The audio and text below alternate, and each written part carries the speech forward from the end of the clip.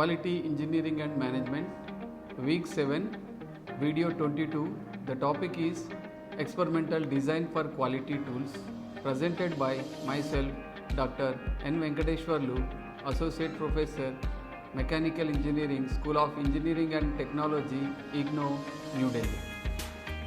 Objectives. Learners, after listening to this video lecture, you should be able to know the design of experiments, that is DOE, and understand one factor at a time method, the full factorial method, and the fractional factorial method of design of experiments. So these are the various objectives we are going to learn in this lecture. Experimental design for quality tools. The design of experiments is a series of techniques which involves the identification and control of parameters which have a potential effect on performance and reliability of a product design and or the output of process with the objective of optimizing product design, process design and process operation, and limiting the effect of noise factors, which are also known as uncontrollable factors. The objective is to optimize the value of these design parameters to make the performance of system immune to variations. Here the learners, what we are going to learn here is we have to design particular process or particular product design. So for that it should not have any effect on the environmental effect or controllable effect or uncontrollable effects on that process, and that process should be immune to variations. That is the aim of this experimental design for quality tools. So with these tools we can learn that if we are going to design a process, it should have robustness, or it should not have any other effects, so that it cannot deviate from the target, or you can also say that the system should be immune to the variations. So that is the aim of this experimental design process.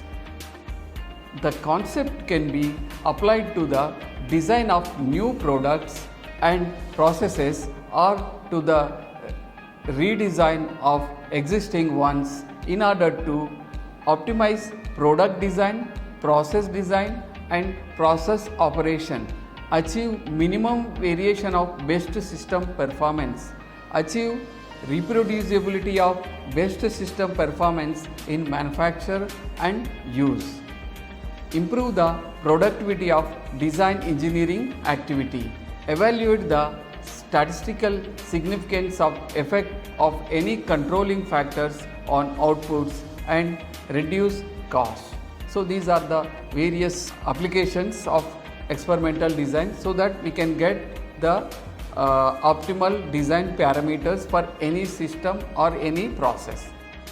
These techniques identify and control the parameters or variables which have a potential influence on the output of process. Each combination of factors and levels are used to conduct small number of experiments with different parameters, values, and analyze their effect on a defined output. Prediction of system performance can be made based on the analysis. One factor at a time method. So here in this design of experiments, there are three types of method. One is one factor at a time method, another is factorial method, another one is fractional factorial method. So now we will discuss about the one factor at a time method. In this method, setting of one factor is altered holding the other constant, and then the resulting response is measured. This approach is easy to use and understand. However, it has many shortcomings. It does not uncover interactions among variables. It is also inefficient, resource intensive and costly. In addition, it is not easy to hold the factors constant from experiment to experiment, and this itself creates variations. Example, suppose we are conducting an experiment designed to get maximized yield from a chemical process. Here we are taking a chemical process experimentation. In this we have identified influencing factors. Those factors are 1. Reaction time T in the reactor tank, and 2. Temperature T in the reactor tank. So then here these are the two factors, and we have to find out the yield by varying this, keeping one factor constant and varying other factor, so that what will be the yield that we have to find out. So in this experiment, first the temperature is fixed at 225 degrees centigrade, and then 5 tests are performed at different reaction times. So times we are varying.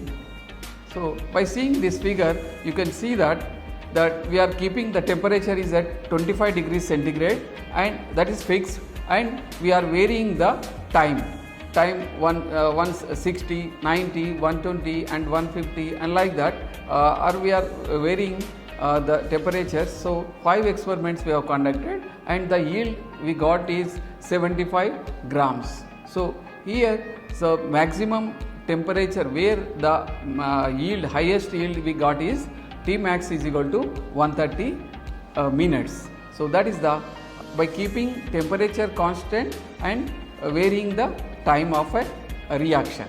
So we got the 75 grams as a yield.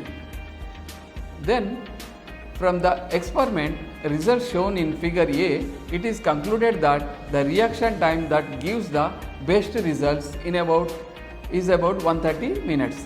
Then in the second experiment, reaction time will be fixed as 130 minutes. So now we are keeping reaction time as a 130 minutes as a fixed, but the temperature varies and 5 tests are performed. The result says that the best reaction temperature is T is equal to 25 degrees centigrade as shown in figure B. So here we kept that time will be fixed, and the reaction time will be fixed at 130 minutes, and the temperature varies, and we have conducted 5 experiments. Here also we have got at 75 grams as a maximum yield, but the temperature is the same at 225 degrees centigrade. So in both the cases about the same maximum yield has been achieved, that is 75 grams. This can easily be interpreted as if the best combination of time and temperature actually has been found. However, the situation might be far from the optimal, which shown in figure C, where the response curve for yield instead show that the best alternative is small t is equal to 70 minutes, that is the yield, that is the time for the maximum yield, and the temperature is 225 degrees. So the moral of this example is that it is not at all certain that the best yield is achieved with a one factor at a time experiment. If two factors are interacting, that is the level of one factor influences the effect of changing the other. The optimum obtained by a one factor at a time experiment may be far from optimal. Why? How it is? It's not mixing, because here you can see that the 120 minutes time and 225 degrees centigrade, we are getting at the 75 grams as a yield. Actually, but optimal one is at 0 degrees. So that 0 is coming at the 70 minutes of reaction time. So the optimal we are not getting with this optimal one factor method. So that is the disadvantage of this one factor at a time method. Then we will move for the second one, that is full factorial method. Using this approach, all combinations of the factors are considered which are to be tested, and best combination is found out. For example, 3 factors with 2 levels each, that is level 1 and level 2, would need 2 to the power of 3, that is equal to 8 trials, as shown in table 1. Here you can see that the trial numbers are 1 to 8, and the factors, control factors we have selected are 3 factors A, B, C, and which has to be, the experiments has to be conducted 8 times. This is a full factorial method. So this approach is feasible only when number of factors are small and when experimentation is easy, because even with say 7 factors at 2 levels, the minimum number of trials would be 2 to the power of 7, that is 128. So although the main effects of interactions can be measured in a thorough and pure scientific manner, the associated time and cost for the running such a large number of experiments are usually too high and unrealistic in industrial situations. Also, much of the information obtained from the trials would be from combinations of factors which are of little practical value. The problem may be overcome by the use of fractional factorial design. So now the third one is the fractional factorial method. The difficulty associated with full factorial design regarding running too large number of experiment runs lead to the evaluation of fractional factorial design, where the chosen fractions of the full designs gives an even and balanced spread throughout the all factors being studied. Typically, a quarter of 128 experiments required for 7 factors at 2 levels would involve just 32 experiments. In this method of experimentation, as suggested by Fisher 1925 and Plackett and Berman 1946, several factors are changed at the same time in a systematic way so as to ensure the reliable and independent study of main factors and interaction effects. This is the advantage of fractional factorial method. The orthogonal arrays are constructed with a limited number of runs as a subset of the full factorial layout. The subsets are balanced between columns to ensure that an even number of each level of each factor is tested during the running of the experiment. The technique of orthogonal array reduces the size of the experiment to a practicable level. However, some information is sacrificed by following this method. Hence, while adopting this method, technical knowledge of the people involved in the experiment is very important to ensure that the loss of information is relatively insignificant. Learners, the fractional factorial method. A typical Fisher array is shown in table 7.3. In this, you can see that runs are 8 runs we have to perform, and we have taken control factors, 7 control factors such as A, B, C, D, E, F, G. So for that, we have to conduct various experiments by keeping various combinations. So in this array, the columns represent the independent variables or factors to be studied and tested at one of 2 levels, and the rows represent the tests or experiments to be performed. In an experiment which has 8 experimental runs, that is L8, the first option or level of factor A is tested 4 times, and the second option or level of factor A is also tested 4 times. In addition to this, during the experimental run, the array tests of all the combinations of options or levels of any 2 factors. Thus, A1 is tested both against B1 and B2, as well as A2 is tested similarly for B1 and B2. So the number of interactions that can be studied is dependent upon the size of the array. The analysis of the orthogonal array is done by averaging the response applicable to the level of each factor. Factor A at level 1 is given by averaging the results obtained from running experiment numbers 1 to 4 and factor A at level 2 by averaging the results obtained from running experiment numbers 5 to 8. The difference between level 1 and level 2 of each factor is an indication of significance of that factor in influencing the response measured. Generally, the larger is the difference, the greater is the significance. The analysis array enables the strength of each level of each factor to be measured and their relative significance in influencing the designated output to be assured. Analysis of variance is used to estimate the significance that any factor has in influencing the measured response in relation to error, example, measurement and inconsistency in the setting of factor levels in the experiment system.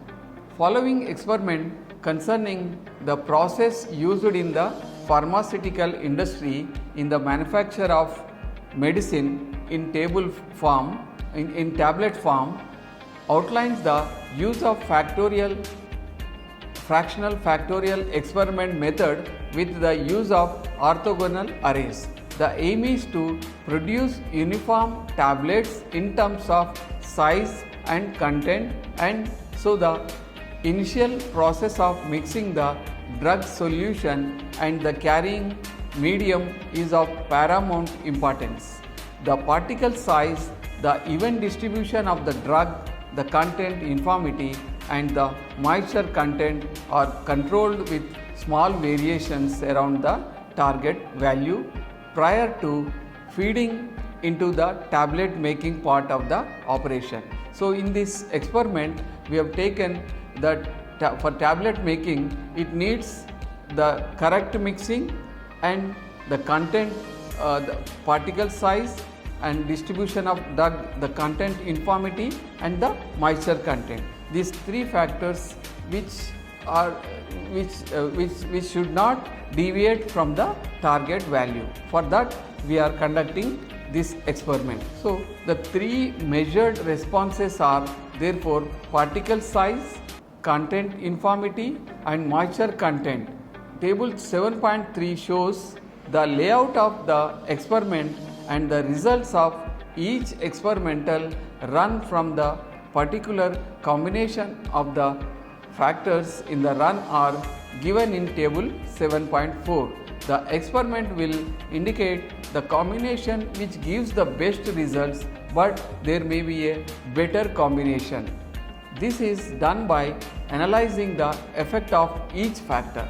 The response of the relevant experiment where the information occurs is simply added up and averaged so that the comparisons may be made between level 1 and level 2. The level 1 and level 2 of each factor as shown in table 7.5 and 7.6. The fractional factorial method, the average of the experimental run is calculated to be 3.96.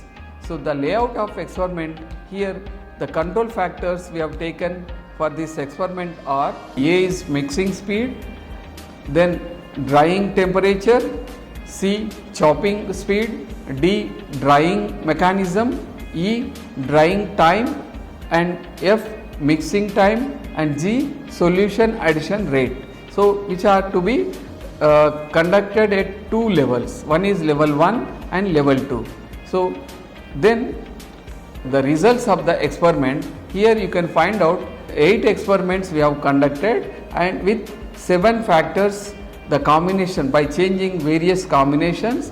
Now we have got the result, the particle size as 3.8 for first experiment, and then like that all the 8 times we have conducted the experiment, it gives 3.6 particles. Learners, in this 7.4 table, results of the experiment, you can see that here the particle size for various runs you have seen. So for each run it gives various sizes, that is particle sizes 3.8, 4.5, like that we have to conduct the experiment and get the particle size. Then the analysis of the effect of the factors and levels, you can see that factor A, and at level 1 it got 4.625, and then A2 it got 3.3, and like that we have to take the maximum yield that got in this experiment that we have taken, and then in the table 7.6 comparison of between level 1 and level 2. So the difference also you can see in that table.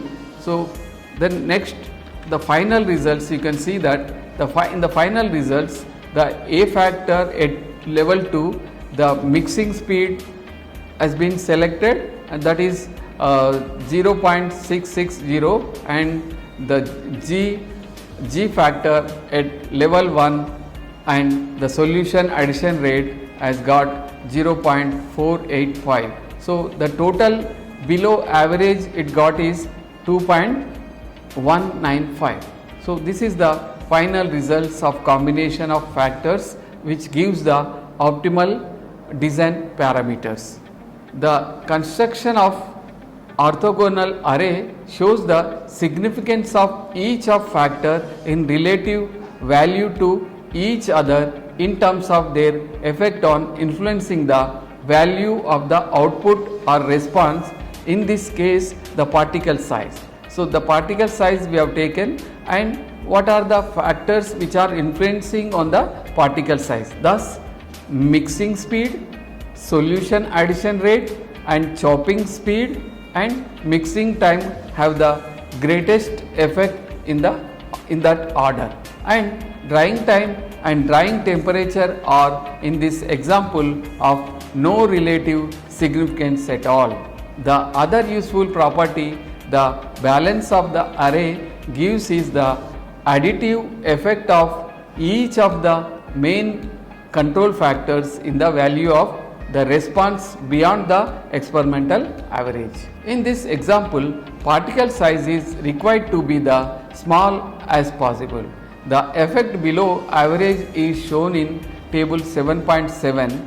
The total below average is used as a prediction of the results if the process is set up using a combination of factor level settings that reflect their best effect on the output. In this case, A2, C1, F1 and G1. The other factors B, D, E can be set at the level where least cost is incurred. This may be B2 lowest temperature, E2 shortest drying time, and perhaps either D1 or D2 according to the lower capital cost or the lower operating cost. The predicted results are compared with the results obtained by a confirmation run. The closer the confirmation run is to be prediction, the team thinking in the construction of the experiment can be considered to be better. So learners, the conclusions, learners, I hope you understood concept of design of experiment, one factor at a time method, the full factorial method and the fractional factorial method. Thank you.